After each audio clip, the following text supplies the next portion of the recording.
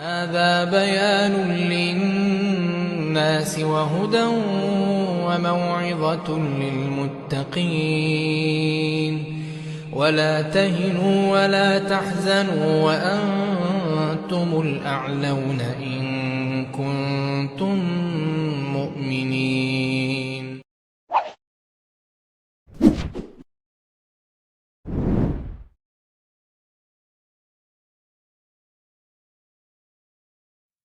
Bismillahirrahmanirrahim. Assalamualaikum warahmatullahi wabarakatuh.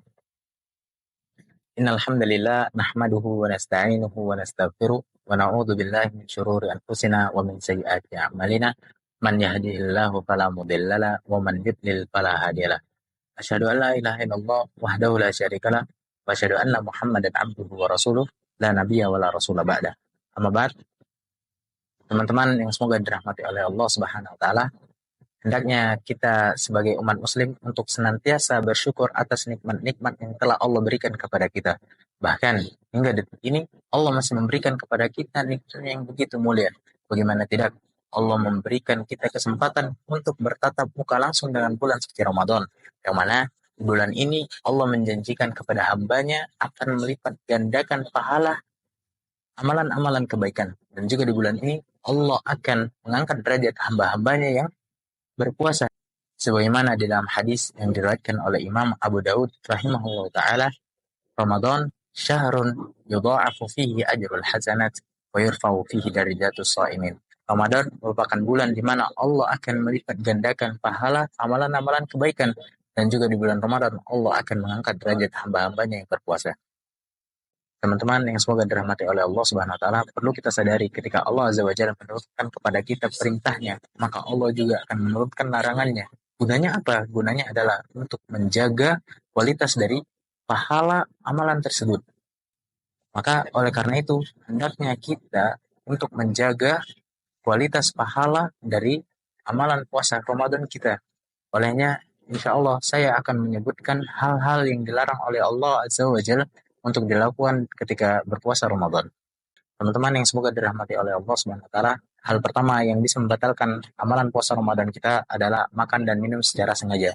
Sebagaimana yang Allah sebutkan di dalam Al-Qur'annya, wa kulu washrabu hatta yatabayyana lakumul khaytul abyad minal khaytil aswad minal fajr. Wa kulu washrabu, makan dan minumlah kalian, hatta yatabayyana lakum, hingga jelas bagimu khaytul abyad minal khaytil aswad minal fajr, benang putih dari benang hitam ketika waktu fajar. Maka di sini bisa kita artikan bahwasannya waktu yang dilarang untuk makan dan minum ketika berpuasa adalah ketika setelah azan fajar atau sholat subuh sampai dengan tenggelamnya matahari, atau kita sebut dengan waktu maghrib. Kemudian yang kedua adalah muntah secara sengaja, sebagaimana yang diriwayatkan di dalam hadis Abu Dawud rahimahullah, man qada fala qada'a alaihi.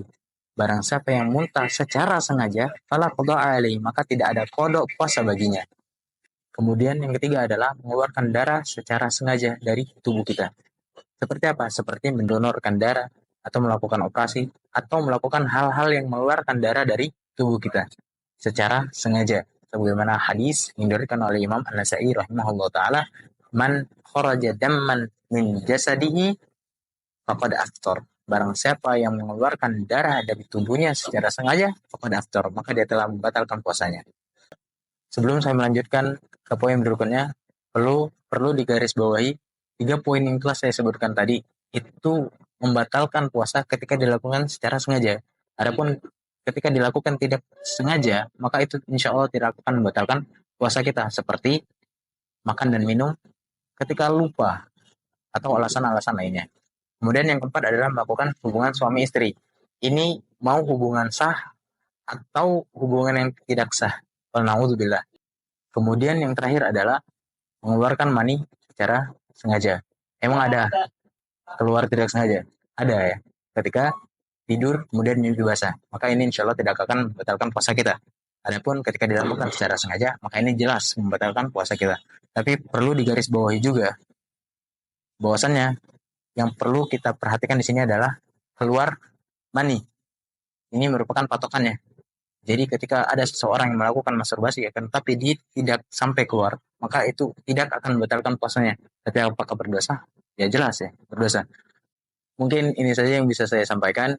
Sebenarnya masih ada hal-hal lain yang bisa membatalkan puasa kita, tapi di sini saya hanya menyebutkan 5. Semoga ini bermanfaat bagi kita semua. Wallahu taala a'lam bishawab. Azam ini. Assalamualaikum warahmatullahi wabarakatuh.